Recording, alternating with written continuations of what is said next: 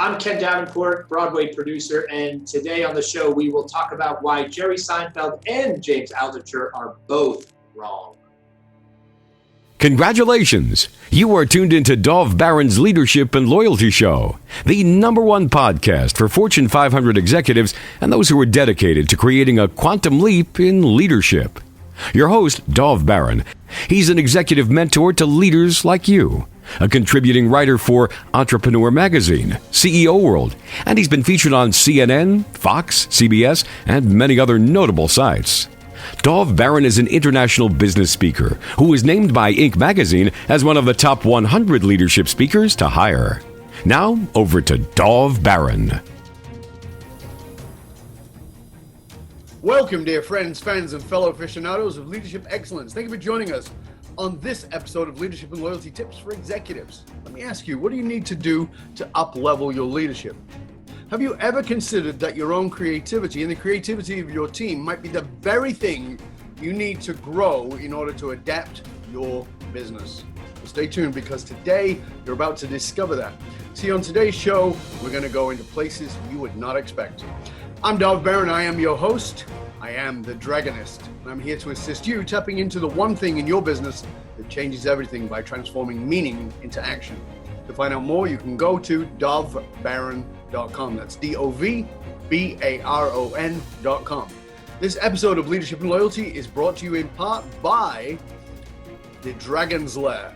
I don't know if you've discovered that yet, but you can now discover our next evolution, which is on patreon.com. If you imagine being in a virtual classroom where I personally walk you through live trainings, where I reveal the techniques and strategies I've previously only offered to top CEOs, C-suite executives, high-level entrepreneurs, athletes, and entertainers. And then being able to go back and access all those trainings and the exclusive workbooks on demand, well, now you can. This is your opportunity.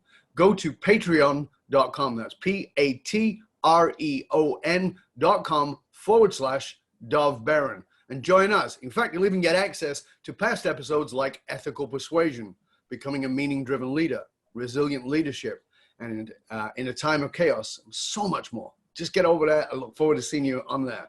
If you're a new listener, new viewer, thank you for joining us. Strap yourself in. We're about to go full Monty. As always, you can find us on Apple Podcasts, Spotify, iHeartRadio, or wherever you tune into podcasts. We always appreciate you listening, sharing the show with others. If you're a regular listener, big thank you to you for making us the #1 podcast globally for Fortune 500 listeners with a potential reach of 2.5 to 4 million listeners over time.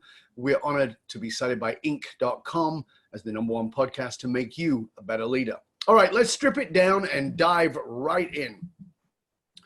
We have been trained to believe that to be successful, you have to follow in the footsteps of those who've gone before you. But all too often, we forget to notice the timelines and context. In other words, what worked then may not work now. Every leader worth their salt understands the importance of agility, while at the same time, those very same leaders can be repeating behaviors that just no longer work. Innovation and creativity, non-binary critical thinking are signposted as essential 21st century skills. Yet some of the people are stuck in an old paradigm thinking because they have been trained to believe that creativity and critical thinking are mutually exclusive. They're not. So how can you use your agility, the creativity of your team to do better, to be better, particularly in a time where everything's been disrupted and maybe where your industry has been devastated by the pandemic? Well, stay tuned because that's exactly what you're going to discover. You see, because my guest today on the show is Ken Davenport. He is a Tony Award-winning Broadway producer. Now, we all know what's happened to Broadway, whose credits include Once on This Island, that was a Tony Award-winning, Getting the Band Back Together, The Play Goes Wrong, Groundhog Day, and again, Tony nominated. There's a whole bunch of them, including Macbeth with Alan Cummings, Godspell, and Kinky Boots. Ken's shows have been produced internationally in over 25 countries around the world. He is the founder of TheaterMakersStudio.com, a one-of-a-kind masterclass community with the goal of educating and inspiring writers, directors, producers, and more to get their shows off the ground. Outside of the theater, he produces the award-winning content for both film and TV. Ken's unique production and marketing style has gathered him international, and this is important for you as a leader. His work his production what he's doing has really changed the industry. You see, he's been focused in Vanity Fair, the New York Times. He's also the author of How to Succeed in the Arts or Anything. So ladies and gentlemen, please put your hands together and help me welcome two-time Tony Award-winning Broadway producer and the man the New York Times called one of Broadway's most influential businessmen, Mr. Ken Davenport. I love it. I love it. That's the best introduction I've ever got. Thank you so much for having me. It's a thrill to be here. I'm a big fan. Yeah, I know that you're missing the sound of a crowd.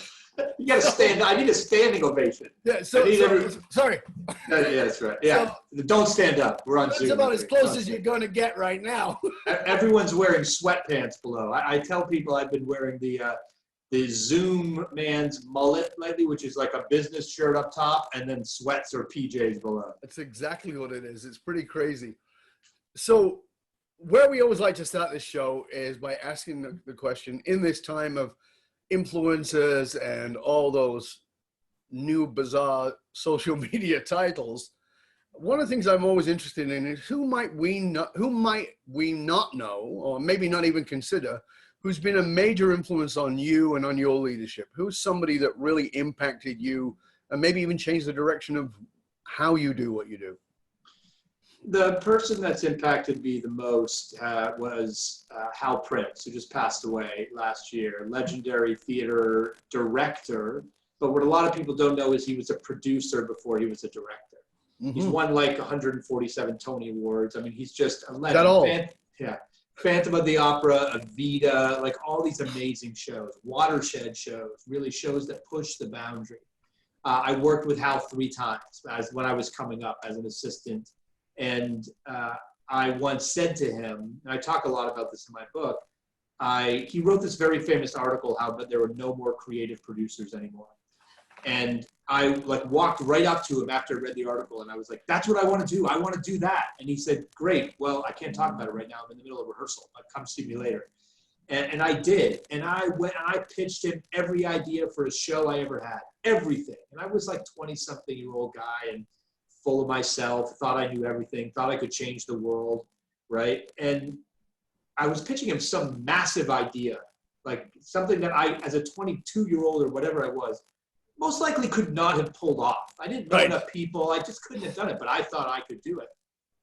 Hal stopped me and he said, Ken, do you remember the first show I ever produced? And I said, no. He said, it was The Pajama Game. Don't come out of the box trying to produce West Side Story. That was my third show. The Pajama Game was fun. It ran a year, made some money, and it got me started. Mm-hmm. Just start. Or as I like to say, stop talking and start acting. In quotes here in my book. Right. And he changed my life because I went home that day and I started work on a show that I had an idea for that I never did anything about because I didn't think it was big enough or important enough.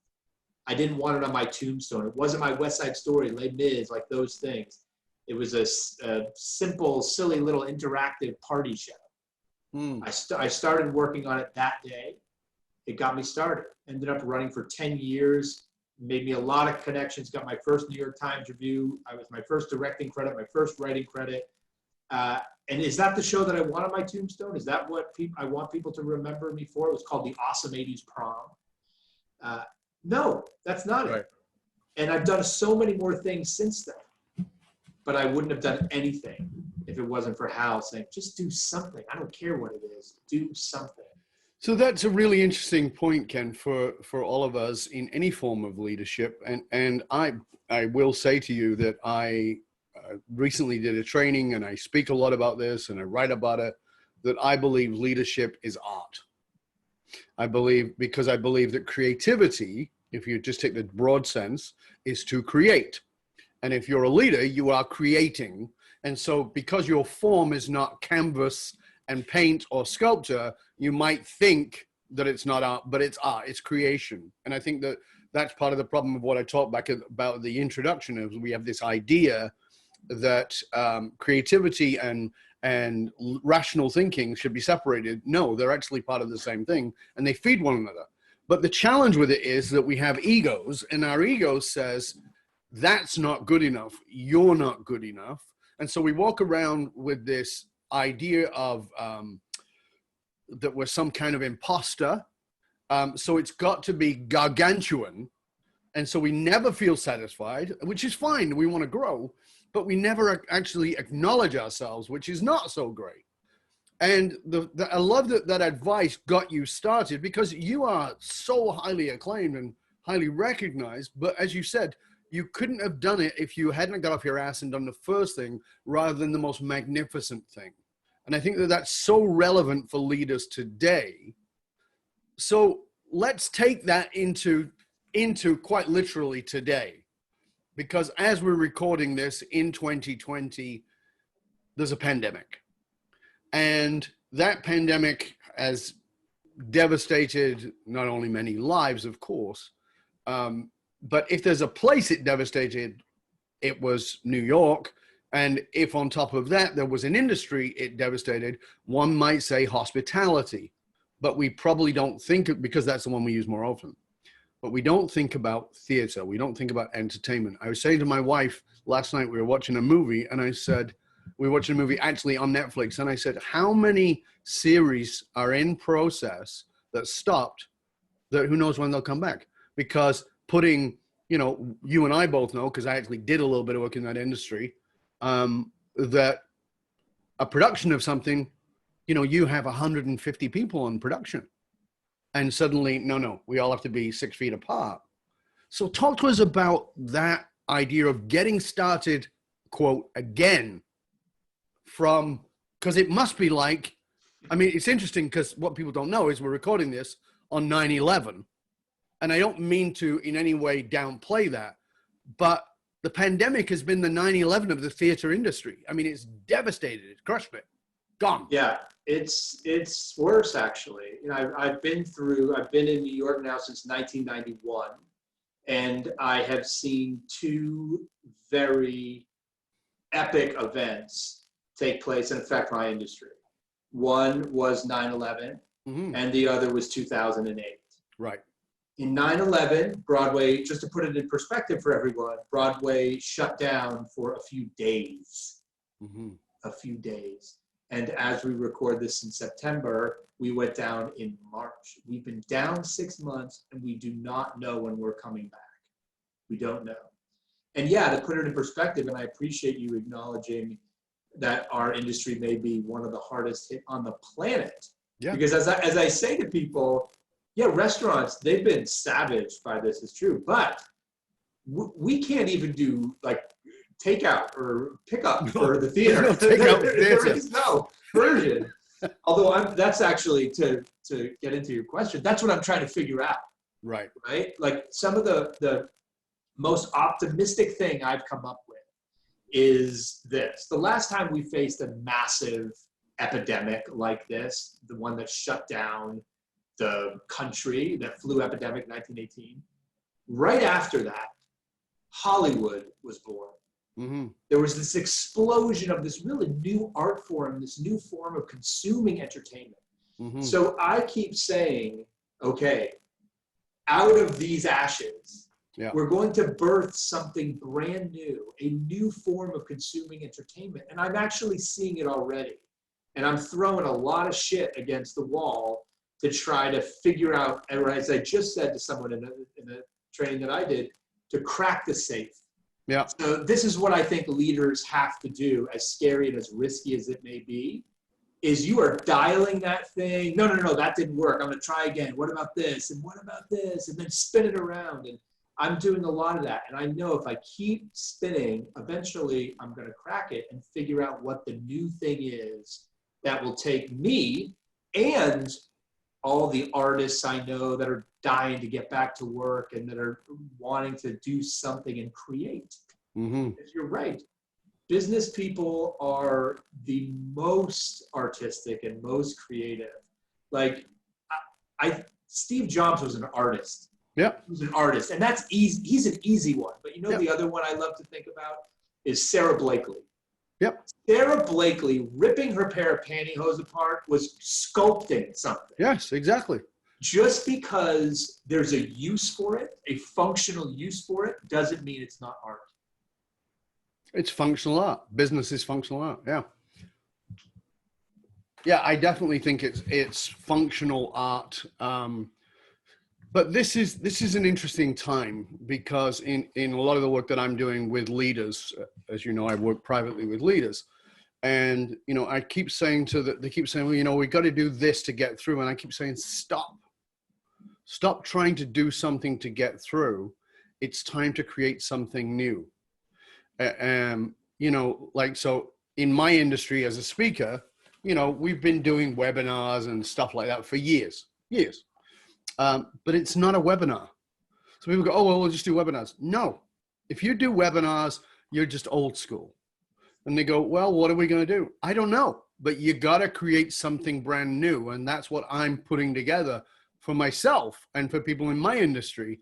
In the same way as and what I say is you have to work on the assumption that there is no back, because that's not how evolution works. Nothing is backwards, it's only forwards.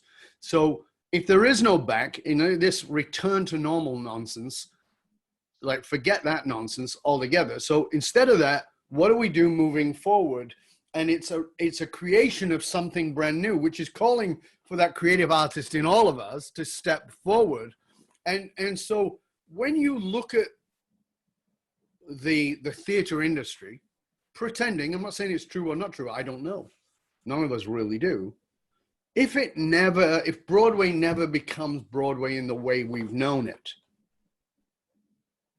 what is the sort of, because I want this to get to leaders, because a lot of them are freaking out about all kinds of things. What are you saying to leaders about these kinds of things? What are you saying to the leaders in your industry, whether they're leading actors or producers or directors or people in the stage craft? What are you saying to them about what if it never comes back? I mean, is it trying to calm them, or are you actually trying to sort of stoke the fires of creativity? Yeah, listen, it's exactly that, because we will be back, but it will not, I've been saying this a lot, it's not we will not reopen, we will open. It is a new thing that will happen. Just because, look, we produce, all business people produce for an audience, for consumers, right? Mm-hmm. We produce for consumers. The consumer's mind is going to be drastically altered by this experience. Yes. The theater goer's mind drastically, when the first day they step back in that theater, it's a different thing. Someone coughs, it's a different thing. It's a different feeling. So we will be back. We will have to adapt to that. I've heard everything, by the way, and thought will the shows be shorter? Because the shows, people will not feel like they want to be trapped in a small space with other people for that kind of time. Will they be one act instead of two, avoiding restrooms at intermission and restroom lines? Like all these interesting things come, and we need to adapt and we need to be open. The words, and my industry, I face this a lot. I faced it before. There's a lot of, to your point at the beginning in the introduction about how, oh, that's the way it's been done, or that's the way it's worked, and that's the way it is. And I heard this a lot because my business is an old industry. It's run by about 10 people. It's, oh, that's the way it does. There's a monopoly. There's all sorts of things, right? Yep. So I constantly hear, I can't, we can't. That's not the way we do things. Though anyone that says that, if you're a leader in your organization, that's not the way we do things, we can't, say goodbye. Yep. You're a dinosaur. Bye-bye. That's it. There is no, like I said this to an agent the other day. I actually laughed at him. So an agent said to me, you can't pay that person that. That's their quote. That's what they get. I said, what world do you think you are in? The world is totally different now and new. There is no quotes. There is no precedent for what we're doing. We are building from the ground up. Now, I try very hard to inspire other people in my own work to take the negative out of that and to spin it and say, we're building a new world. What are the things that you hated about the old world? What are the budgetary issues you hated about the old world? What are the racial inequalities in the old world that we hated? what can we do to build a better business for everybody and a better community for everybody? And that's what I try to do, is spin it on its head and go like, we have the most unbelievable opportunity right now. The slate is clean. Someone just came to our desk. Mother Nature came to our desk and said, what are you working on? I don't care. I'm the boss. It's time to rebuild. You guys went too fast. You were moving too fast, and here we go, and let's start over and do it the right way now. I love that, and I think there's so much for us all to learn in that. I've said that I believe that the pandemic has pushed us into a future we were resisting with remote work. That's definitely true. But it's also made us question the cost of doing business. And when I say the cost of doing business, I am not talking about dollars. I'm talking about this idea. Well, that's just how it is. It's the cost of doing business. What do you mean? Well, you have to deal with these agents. No, maybe you don't. Well, you have to deal with this. Maybe you don't. And because it's an opportunity to create, as you said, from the ground up. And in the fire, many people will be burned up and others will be transformed into phoenixes. And that's the question. You know, my work is dragon leadership. And I call it that because I say that dragons are born in fire. It's only when everything else has been burned away are you revealed as a dragon. You don't become a dragon leader until that point. My job is to actually help you burn the lies so that you can become the dragon that you really are and make the difference that you're here to make. But that means you will have to burn the lies. And the pandemic has kind of done that across the board to, of course, variant degrees, but in your industry to a massive degree. So you're right in the hub of it. You're right in the center of it. What would you share with us about the experience of your community in the theater community, the acting world? I mean, it's fine if you're a Hollywood person. Economically, it's fine because you're $100 million movie star. Great, okay, so you don't have to worry about money. But I'll tell you something that I find interesting about this, and I really want your input on this, Ken, is when all the shit went down with Kevin Spacey, I said, I feel for him. And people said to me, how can you say that? I don't feel for the fact that he was a sexual deviant and molested people. Of course, that's not what I'm talking about. I said, here's what I think the greatest punishment of Kevin Spacey is. And they said, what? I said, Kevin Spacey was a master actor. He was an incredibly talented person. Forget all of his other behaviors, but he was an incredibly talented actor. And by his nature, he is an artist. And what you've just done is you've stolen his pens, you've stolen his paintings, you've stolen his chisels, you've stolen his canvas, and made it sure he can never create again. Because he can't unless he goes under some bogus name and does things under the dark of night, which is entirely possible. But that removal of the creative opportunity, I think, is probably, like, even if you're in Hollywood and that's the kind of mentality you have, that's going to be horrible, even if you got $100 million in the bank. On top of that, you're in New York with actors who are not making, or generally the acting world is not making, it's a very small percentage of people who make those kinds of money. The other people are living off acting. So they're trying to make a living. They work in bars, which are also hit. And so now they're devastated. What's the feeling? Can you sort of walk us through that a little bit? Yeah, this has been one of the things I've worried about the most during this, is that we're all about to lose a lot of artists. Because, yes. and I know this personally because I know so many, and I hear from them, I'm moving back to my parents. I'm joining my father's real estate company.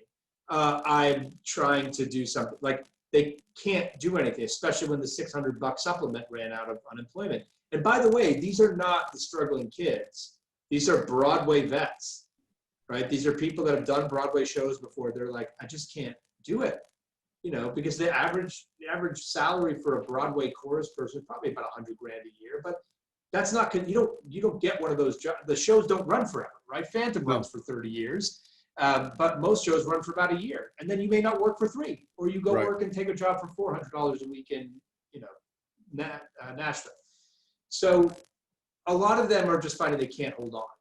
Mm-hmm. And that's a real disaster because we're going to lose a lot of the most creative people. We, not only actors, but writers. Yes. I'm very worried about, and we've learned so much about how they experience a lot more challenges than we've ever known. The writers and the actors of color, right? So who already were denied opportunities. Yeah. Now, so they weren't getting as many opportunities as others. And now, so they're faced with even less. So just when we finally are waking up to the fact that we need them and want them, many of them are like, I have to quit. I have to give up. So I'm worried about this loss of our creative community desperately. And I'm very active in trying to come up with ways to help them do what I do, right? What you do, what so many of your listeners, about pivot a little bit, try to do something, use whatever skill and knowledge you have to create some unique business that you can share with people. Like, I'll be fine. I'll figure it the F out because that's what I do, right? But others, I don't. I've been telling people, like, you like video games? Get your ass on Twitch right now. Use your celebrity that you've built up in the acting community. You like, get on there and do whatever you can. You coach actors. There are high school kids that want to learn. Let's figure out how you build that business because I want them to stick around. We're only as good as our artists. So when you look at that, as I said, you're in the center of it all. Okay. New York City is fascinating. I mean, I actually was looking at some things like James Altucher wrote an article recently. I'm sure you're aware of it. Oh, yes. That's saying that New York City is pretty much dead. It caused a backlash from Seinfeld and Cuomo and a bunch of others. He got him on CNN and all that. And people, it was very anti-New York. I don't know. James is a pretty New York kind of guy. He lives in New York. He's from New York. He's married in New York. He has kids in New York. And he loves New York. I mean, I know because I tried to get him to come and do something with me. And he's like, yeah, you can come out to me. Right. I don't like leaving New York. He loves New York. So, and I read recently another friend of mine who lives in Long Island's moving back to Manhattan. And I'm like, this was 2 months ago. And I said, when he moved, and she says, in September, I go, where the hell are you going to live? She goes, anywhere I want. Yeah. And I went, what? I've got an apartment they can rent dirt cheap if they want. Right. And she's like, and I said, what do you mean? She goes, 1 in 5 people have either left New York or know somebody who has. Right. And it's like, wow. So when you talk about these actors who, would work, could pay their rent in the off season, but knew that they would do okay later because the theater would come back and they'd get another role. Talk to us about the vibe of New York because you live there, you walk around there, you're in that environment. So it's a great question because New York is one of the most resilient cities in the world, if not the most. The most amazing and tragic things happen a block away from us and we don't even know, right? A president could be in town, there could be a shooting, there could be, and like we'll walk down the street and like, would something happen over there? I don't know, it's gone now, like who knows? and it, you mentioned we're doing this on 9/11 and so 9/11 I was here and I woke up that morning and I turned on the news and one plane had hit and I watched the second plane hit. Mm-hmm. And that's when, of course, they knew it was not an accident. When I was watching the first one hit, or first saw that, they thought it was an accident. Sure. Second one hit, the tone of the reporter changed. We all knew. And you know what I did? And you know what thousands and thousands of other people did? We went to work. Because we were like, by the time we get to work, they'll have figured this out and they'll, we'll know what's happening. Of course, by the time we get to work, everyone realizes this is not just another day. And we turned around and went home. Right. Actually, we did that this day after too. We kept trying. Like New York, we try to go back. We tried. That's what I'm feeling right now. It's a lot longer because I'm doing this personally. I'm trying. I'm supposed to be in my office right now, as you know. I'm supposed to be right there. You're supposed to have a backdrop of my 2 Tony Awards and my posters and my fancy friends and all that shit. And I'm not there. I'm not there. Every day. Instead, you're in sweatpants. I know. Instead of in sweatpants, making sure my 2-year-old gets her nap on time, like all that. And we try every day. We're trying to get back. And that's the resilient part of us. I see us trying. It's taken a lot longer. We had great news just the other day. Indoor dining is coming back much faster than we thought. So that was a great sign. Saturday Night Live is starting to tape in the studio. We're using these little things to help keep us going and keep that resilience going, but it's hard. It feels a little bit, you ask about what it's like on the street or walking around. It feels like I got here in 1991. The streets were more empty. Yep. Times Square wasn't exactly a place that you wanted to go and just sit around and hang out. That's what you do. That's what you did before this started. You could go to Times Square and they had tables to sit at just to people watch and eat. You don't want to do that right now. No. Now, I do think Broadway puts 40 to 50,000 people into Times Square every single day just because of the shows. Yeah. Without those people, the square hurts. So we will come back. When we do, we will inject a lot of energy and the city will get a steroid shot. But right now, it's lying on a table. It's not doing so well. Not dead. I know, James. And by the time this airs, you will have seen my blog response to James and Jerry, because I think they're both a little bit off. So I don't think it's dead. Is it sick? Yeah, it's sick. But that back to the original point, if something is dying, if this is a horrible analogy, but if you had a friend or a loved one that was dying, a lot of people went through this. Yeah. Would you just sit back and go, oh yeah, do whatever we've done before? You would try every experimental fucking drug you could come up with. Especially someone like you, you'd be flying people in, you would do whatever, try this. I don't care if it hasn't been proven yet. Try.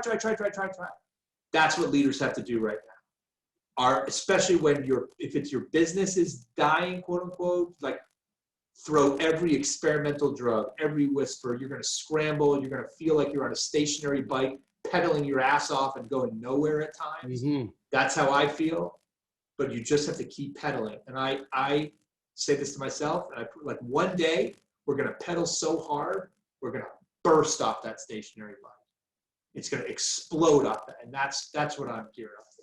Well, it's also part of your philosophy, which is about, and again, it's what you talked about at the beginning, not really knowing what you're doing because you're on such strange ground and doing something anyway. And so I think in many ways, this is a golden opportunity for not necessarily the old guys, not the people my age, but maybe for younger people, because the older people will tend, just by psychology, to say, well, we need to get back and do things the way they were.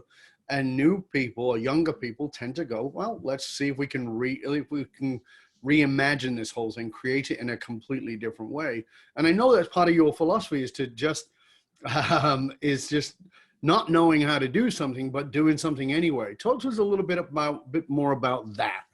Sure. So this was a great epiphany of my life, and it happened, frankly, because I host my own podcast.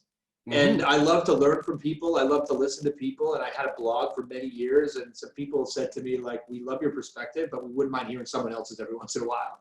So I started interviewing my friends, my peers, Academy Award winners, Tony Award winners, Pulitzer Prize winners, like all the biggest of the big in my industry and several others. And I of course, talked about their origin story and how they broke through, because a lot of my listeners are people that have ideas for shows that want to create them.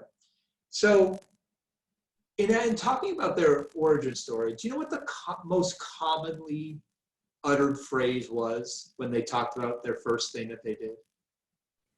I didn't know what I was doing. Yeah. I could do a word like jumble of all my word cloud of all my podcasts, and like I didn't know what I was doing would just be all over the place. Mm-hmm. And that's when I realized, and this is a cornerstone of a keynote that I delivered, like when you don't know what you're doing, it's an asset. It's an asset as long as you do it. Because the most successful people in the world at one point before they were successful didn't know what they were doing. Bill Gates didn't know what he was doing when he sold DOS to IBM. He barely had an idea of when he was going to get it. Sarah Blakely didn't know what she was doing. She had to read a book on a patent. Mark Zuckerberg did not know what he was doing. Jeff Bezos didn't know what he was doing. Thought he was doing a bookstore, right? For those listeners who don't know this, my favorite Jeff Bezos story, this is what got him to where he is today. Go to the domain name relentless.com. Relentless.com and watch where it forwards to. I'll give you a hint. AMAZON. Relentless was one of the first domains that Jeff bought. He didn't know what he was doing, but he was relentless. And he just did it anyway. All of these people, no one who has achieved any success at one point in their trajectory knew what they were doing. So if at any point, any of you folks out there are listening and are like, oh, I want to do something, but I don't know what I'm doing, remember, smile big. Because that's actually when you're on the verge of something really special. Because it usually means someone else may not have done what you're about to do.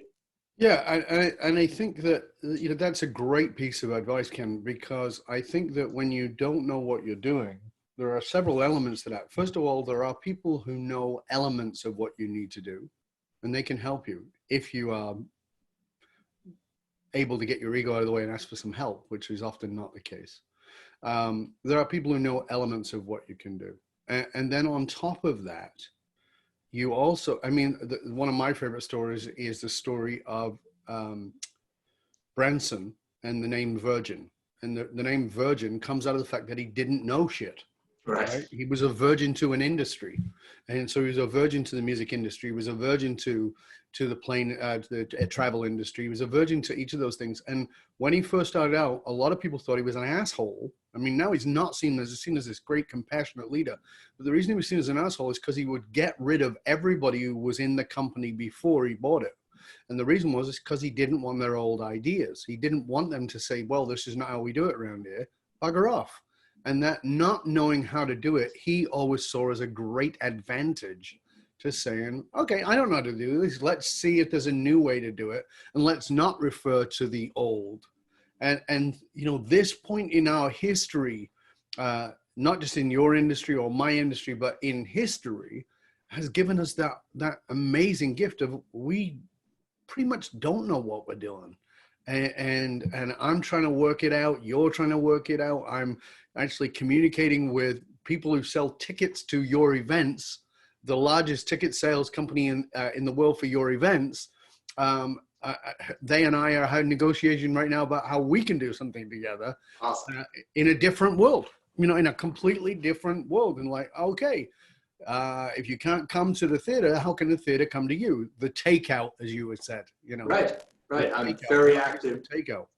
Yeah, I'm pushing that real hard. I'm throwing a whole bunch of stuff online and in different shapes and forms and configurations to try and see. Because what I will tell you, the trend that I'm seeing is that, and it's partly because of the pandemic, but it's partly because I'm just watching the kids. I mentioned Twitch before. Mm-hmm. So Twitch, whenever you want to know what's coming next online, you always watch the kids. Yep. So they were on MySpace first. When their moms joined MySpace, they jumped like fleas to a dog to Facebook, which was only for kids. When moms were allowed on Facebook, they jumped over to Instagram, or Twitter, and then Instagram. They just jumped again to TikTok, right? Like, follow them, and you'll be ahead of the mainstream audience that has all the money. Right. Well, where the kids have really been, that people haven't been paying a ton of attention to, is on Twitch. And what's interesting about Twitch is they're paid to stream. So people like you and me and a whole bunch of us mainstream have been like, oh, we got to provide all this free content. And then the kids have been saying, I'm only 21 years old. I don't even have a lot of money. This guy is streaming something so cool, I'm paying for it. That tells me that that's the new thing that's coming. That the mainstream audience will adopt this now. They will be ready. They're already doing it. I'm hearing some incredible feedback from some people doing this stuff. They will pay for streamed content, and not through a major network. They will do it through a DIY channel. They will do it like you have your own theater company, you have your own stream channel, whatever that is. They will pay you directly, cut out the middle person, and allow for a whole new group of content creators to do what they do and create from wherever they want to create. Well, I mean, you know, for me, it's interesting, and I'm sure it is for you too. Again, as a creative thinker, I'm always looking at, you know, the best way to see innovation is to look back and see where the innovation was so that you can understand, prepare yourself for it moving forward. So for me, when I look back and I see these kids who made millions on YouTube Yeah. having a haircut, those same kids start today, they will never make a penny.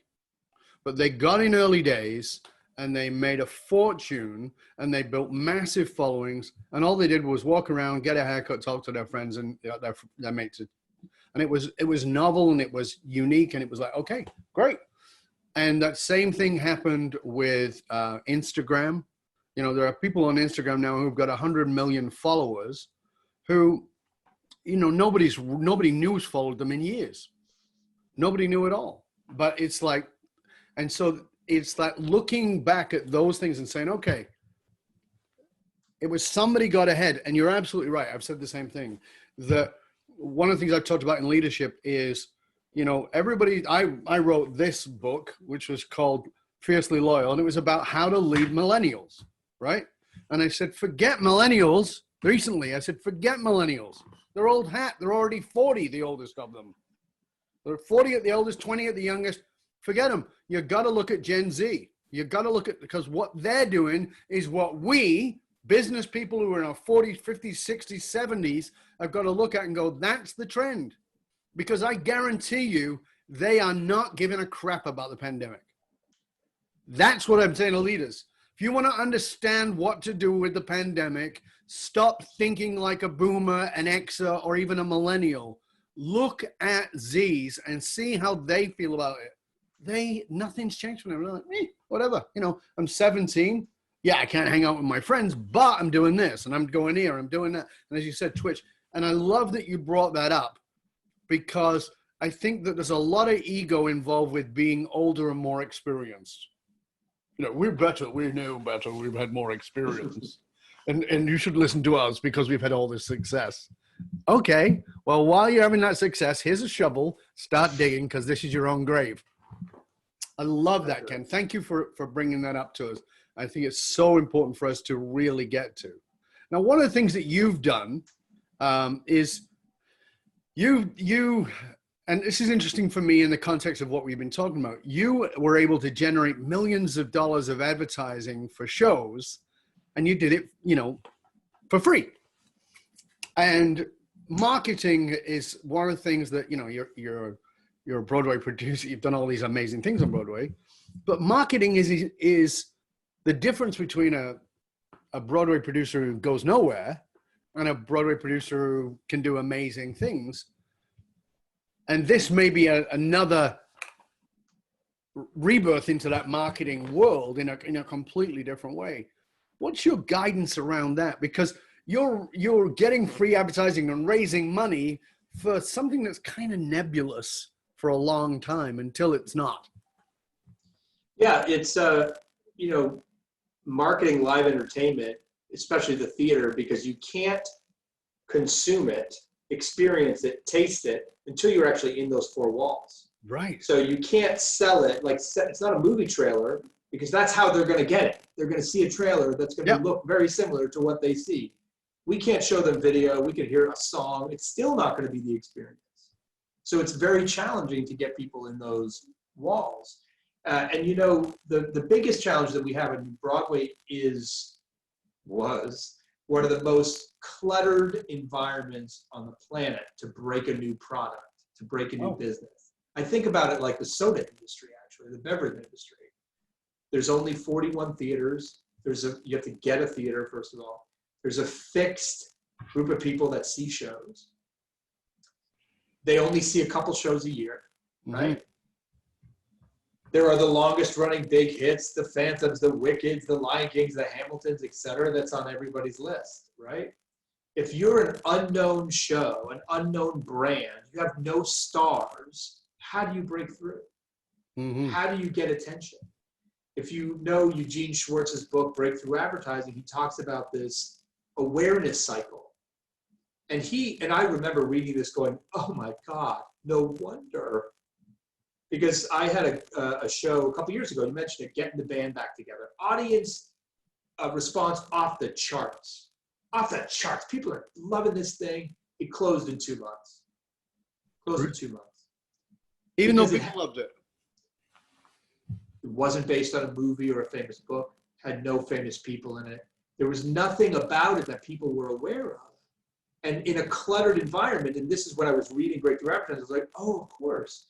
Because it says very specifically, if you are in a competitive environment and the audience has a choice between you or something else that they know, they will always choose the devil they know, even if they've heard amazing things. And no amount of typical impressions, radio spots, television, the only thing that's going to count is word of mouth, but you need about 10 word of mouth impressions versus 2 for the other one. So in that case, I was up against so many other Pretty Woman, all these shows based on big movies or song catalogs. I literally, I was like, oh, no wonder it didn't work. And I actually felt better about myself, but it didn't work. So I try now, what can I do to create big awareness for my shows without spending money? Because I will never outspend the big boys. No. This is another lesson I preach to leaders all the time, especially if you're in a competitive environment or breaking a new product and you have competitors who have been in it a long time and are very stable and successful. You will never outspend them. You will never out-advertise them. They will always one-up you. Yep. So don't try. It's like Cold War economics. Right. I'm just going to build more of an arsenal. I'm just going to build more. You will be Russia in that circumstance. You will collapse and lose every time to the person that's been around longer and has more money. Right. So don't fight that game. You have to find another way to get awareness. So I came up with a formula that I do on all my shows, which is to try to come up with what's unique and organic about my product and do something very special. The most famous one, I'll tell you quickly, was a show I did called My First Time. No one has probably ever heard of it. It's a super small niche show. It was about people's first sexual experiences, exactly what you think it's about. And we couldn't get any attention for it. And it was an off-Broadway show, and you're competing against Broadway shows. So I said, well, you know who should see this show first? Virgins should see this show first. That's who I wrote it for, to demystify the experience, to people to realize that this is an important event. Don't take it lightly. Don't be drunk when you do that. Like all these things, I wanted people to actually learn and talk about, because it's one of the few things that almost every single person on the planet has in common, but we don't talk about. I think great art opens conversations, right? I wanted to start this important conversation. So I said, virgins should see it first. I know, I'll let virgins get in free. Then when I usually talk about this, people say, well, how did you know? Yeah, exactly. It's like, excuse me, we need a proctologist. We need a gynecologist. Come on in. So I hired a human lie detector, someone with a PhD in nonverbal communication, body language, handwriting analysis, all of it, to stand at the front of the line and quiz people. What's your birthday? Where you're from? Write this, and be able to tell if people are virgins or not. So that is a perfect example of the type of event that I've done. I've done this on every single show I do these, and I've gotten the homepage of CNN. I've been featured on the front page of the New York Times twice. Jay Leno did a joke about one of my shows in his monologue. It's one of the crown jewels.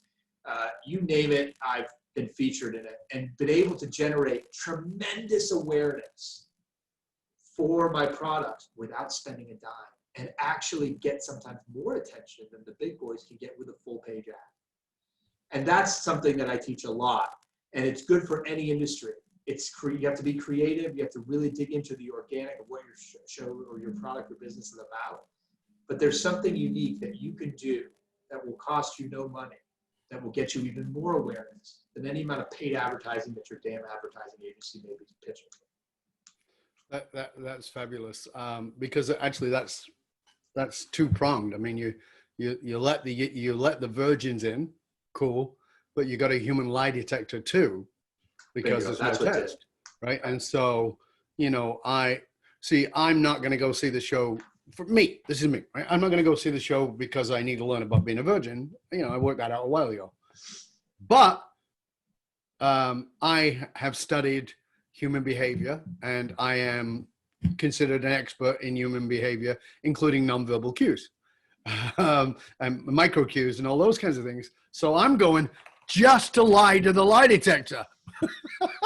That's why I'm going. Listen, it's a great point you bring up, because I always challenge myself to, okay, I've got an idea. How can I make that idea just a little bit better and a little more unique? Yeah. In fact, Jay Leno wouldn't have done a joke about it if it wasn't for the lie detector. Right. That was the references. He says, oh, they've hired a lie detector to tell, or you could just show up in your homemade Star Trek uniform and they'll know. Like that, it was all about the second thing. So when you think you have a good idea, ask yourself, how can I make it just a little bit better, a little bit more unique? So how do you test it, Ken? Because, I think everybody thinks they've got a good idea. You and I both know that. Everybody thinks they've got a good idea, which is often a crappy one. And oftentimes they'll fall on their face with this crappy idea. How do you test it? It's a very complicated testing process. Here we go. I feel like this is a kick in the ass. You just do it. Right.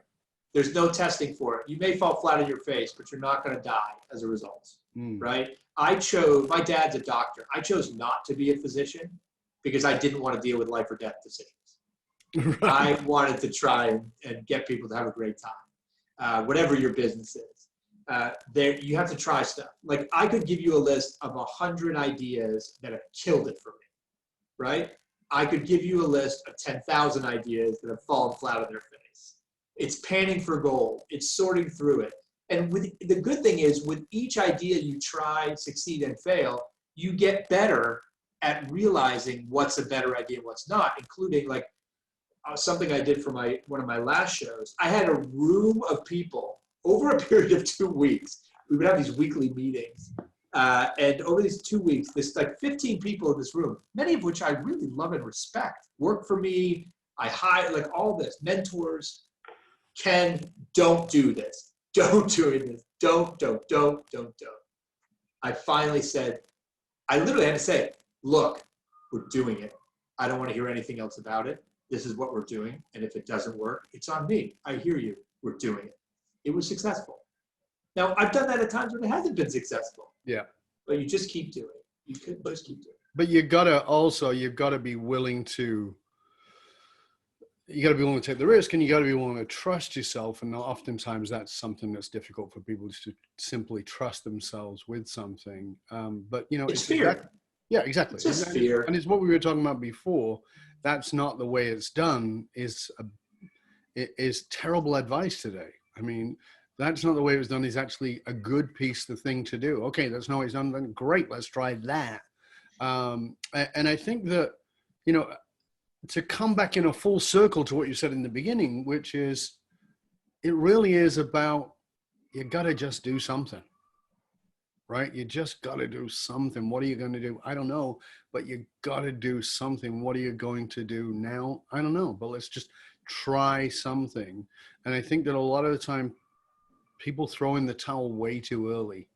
And that's why I want to encourage people. That's why I'm really glad you're on, and I thank you for that, is because I think in many ways you've encouraged that part. Like, I put a thing up on Facebook months ago, and I said, if you had a business card and it said on the business card what you are, but it's not what the world knows you as, what would it be? Right? And mine said artist and philosopher. And that's what I put, artist and philosopher. What would yours say? Right? And because as I said, I believe that great leaders are artists, and terrible leaders are not artists. They deny that part of themselves. I think they have it in them, but they deny it in them. And a lot of what you've done is really called us back to the creative. And the interesting thing about the creative is, when I look at it, and I've been an artist as a kid, when I look at it, art is created out of two places. It's created out of complete freedom, where I feel unleashed, but it's also created out of necessity. It's created out of the fire. It's created out of the, oh shit, what are we going to do? You have to get creative. And this situation has done exactly that. And I really thank you for encouraging people about that, to come to that. Before we finish, and I do want you to tell people where they can find out more about you and your books and all the things that you've got, all the great resources. But I really like for you to give our listeners or viewers one piece of practical advice. It may be something you've already said, it may be something else, that you would just want people to go away and do, preferably in the next few hours, maybe even the next 24 to 48. What would you guide them on, Ken? Well, I will say this, just based on this, as we were ending that last section just about, and I mentioned fear. You know, one of the great pieces of advice that I've gotten is that there was an interview with great leaders, and they said, you've obviously figured out how to conquer fear. And they all said, no, that's not true. The big difference between me and most people is that when I feel fear, I know that's when I have to do it. Mm-hmm. I just say, oh, I'm scared. I'm going to do it. I'm going to get on that roller coaster. Or I'm a golfer. So Tiger Woods, someone said, you obviously must have conquered jitters. And he said, the moment I don't have jitters on the first tee, I quit playing golf. Like, use the fear. Use it to push it and recognize it. We all have it. We've all got it. Like, I was nervous getting on this podcast. Mm-hmm. So you just got to, okay, I'm just going to do it. What's the worst that's going to happen? So I'm a big believer also in, yes, we have to do something, do anything, but it doesn't have to be huge. I preach a philosophy of what I call serving the tennis ball. So what I encourage great entrepreneurs, great leaders, we serve the tennis ball. And the cool thing about my business is very collaborative. And I think we're going into an even more collaborative world. So what I would encourage all your listeners to do is serve the tennis ball to somebody. Mm-hmm. And that could be anything. That could be a friend that says, hey, I've had an idea for a new headphone company. Do you want to talk about it? Or it could be, I've always had an idea for an app. I'm going to post it on Upwork or Fiverr and get someone to tell me how much it's going to cost to build. Because that's the amazing thing about those. By the way, anyone who's ever wanted to build something tech who isn't a tech person usually says, I can't do that because I'm not a tech person. If you post what you want your thing to be on Fiverr, 100 people will tell you, I'll build that for you, and probably for a lot cheaper than you thought. Yes. So it's these little things. So that's what I advise you to do. Think about something you want to do. Don't think about completing it. Don't think about what it's going to look like when you have an Academy Award or when you're on the Forbes 500 list or any of that stuff. Save that for your vision board in the morning. Great. Right now, one small thing, serve the tennis ball and let someone hit it back to you, and then just keep the game going. I love it. Ken, it's been a pleasure and honor, sir. Please tell our viewers, our listeners, where they can find out more about you, your book, all your fabulous resources. Best thing to do is just, you can Google me, I'll pop up. The Producer's Perspective is where my main blog is, and you can learn about all the other different things, including the business consulting I do about how to put the drama into your business. Because it's a business, and I do a lot of coaching and consulting for traditional businesses now. Just Google me, you'll find me. I've made myself not too hard to find. And we can also find you at kendavenport.com, right? Yeah, kendavenport.com.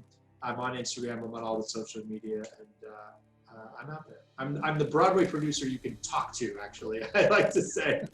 most of the folks, they're hiding. They're hiding, yeah. Mate, it's been a pleasure and honor. Thank you. I hope you'll stay with us to the end. It has really been a joy for me, and I hope that you, dear listener, have enjoyed it as much as I have. Again, you can find out more about Ken Davenport at ken@davenport.com. You can also find davenporttheatrical.com. We will post all of the URLs that Ken gave out as well in the show notes. Remember that you can hang out with other conscious leaders and chat about this episode or any past episodes on our Facebook and LinkedIn groups. Just look for the Leadership and Loyalty podcast. It doesn't matter how successful you are. If your employees and your customers don't understand what gives your company meaning, you're only working at a fraction of your true capability. To find out how you can hire me, Dov Baron, as a speaker or a leadership strategist for yourself or for your organization, simply go to dovbaron.com. That's DOVBARON.com.